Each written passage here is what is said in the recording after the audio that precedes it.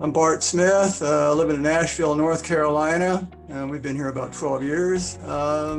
75 years old last March, still kicking dirt. I got into running as a sidelight, really. Back when I was 14 years old, became very interested in speed skating on ice. My coach said, Bart, you need to start running a little bit, build your condition. So that's what Bart did. So basically, I've been running since I was 14. Actually had a couple of speed skating coaches that told me I should consider focusing on running, but my first love was speed skating, which eventually led me to setting a couple of North American speed skating records in 3,000, 5,000 meters. Because of those successes, a coach in Norway, in Hamar, Norway, by the name of Jos Tenman, he invited me to train with his team over there. And this was back in the days before we really had an organized speed skating network that went throughout the year. So I saw this as a venue to really get my speed skating into an international arena and level. And I did very well. I set American records for 3,000 and 5,000 meters. And we broke those records a couple of times in each distance. And so I eventually, after 6 years competing internationally, during that time I competed in the World Championships in Oslo, Norway, 1965.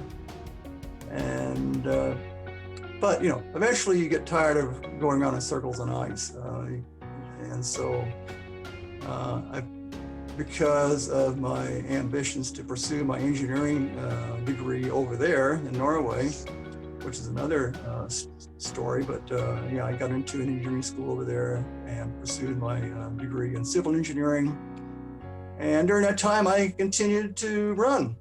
And there's been a few little hiccups here and there. We were raising a family, things of that nature. But I've been running all my life. And then the last few years, really got into, after we moved to Asheville, really got into the ultra arena. I had run a number of marathons, I think 15, 20 marathons or so before that. But when we came to Asheville, the trail running was a big thing here. And so we live right next to the Mountain to Sea Trail, which is 1,100 miles long. So pursued the ultra thing, doing 50Ks, a couple of 50-milers and timed events, and really enjoyed those. And it's getting lonely in that age group. So I'm kind of older, beyond you might say, the winning the age class thing. I mean, I've done that enough times that it's not really the carrot that dangles in front of me to keep me going. I just enjoy running. I enjoy the atmosphere. I enjoy the ultra running community. Because of that, I think I really was focusing on diet, maintaining muscle mass, a number of things that you kind of have to really focus on as you get up in years. The fat adaptation, I really got the handle on what I was needed to do and what the benefits were through Peter Duffy and the Vespa community. So as I mentioned before, Jeff Browning was the eye opener, what he had gone through. I was never in that dire straits health-wise, but I knew what the stomach issues could be like. I knew what the bonk could be like. And fortunately, since I began using Vespa, I've never had that chronic bonk where you just basically you can't move, you can't think.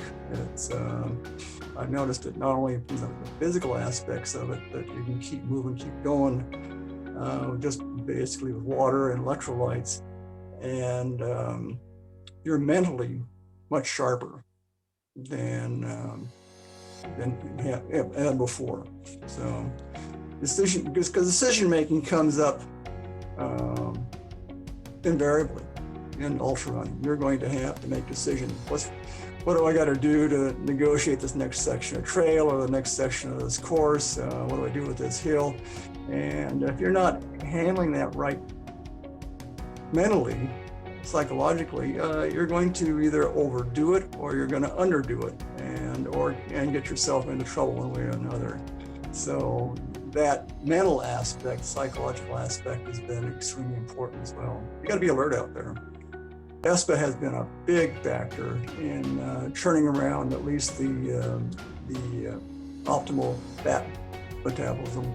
And not only in during the events, it's just it carries over into everyday life.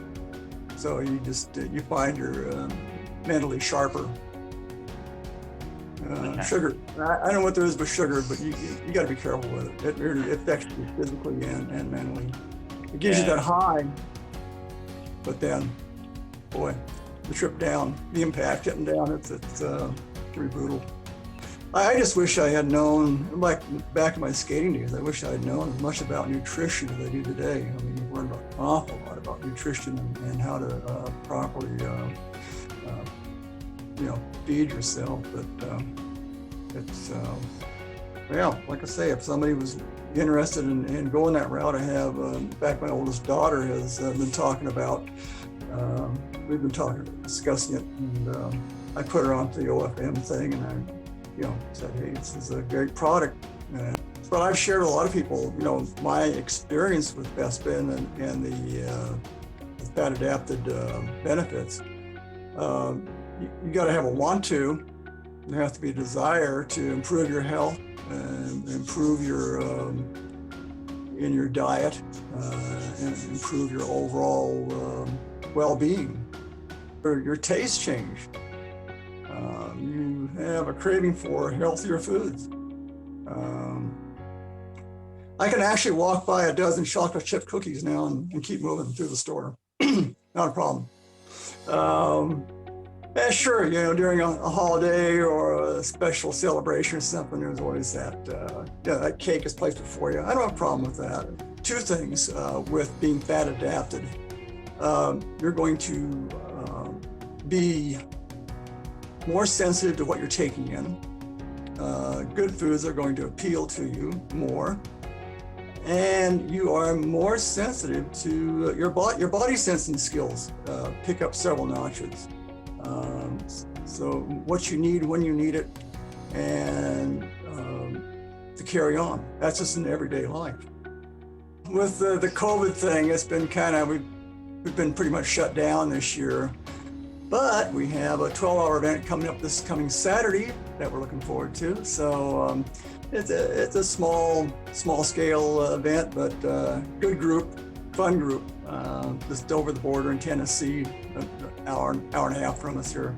So we'll be grinding it out from 8 a.m. to 8 p.m. on Saturday.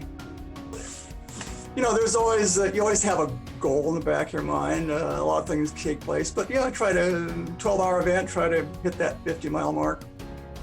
If you're going fat adapted or striving for fat adaptation, boy, Vespa's going to cut a lot of time out of that process. It's an experiment of one. That's life. And you have to discover what works for you. And if you're going to try to better your health, if you want to start burning fat instead of sugar, instead of going through this boom and crash cycle several times a day, downing sugar-loaded coffee or whatever it may be that keeps you going. If you want to, you want a better quality of life. This is something you definitely need to take a hard look at.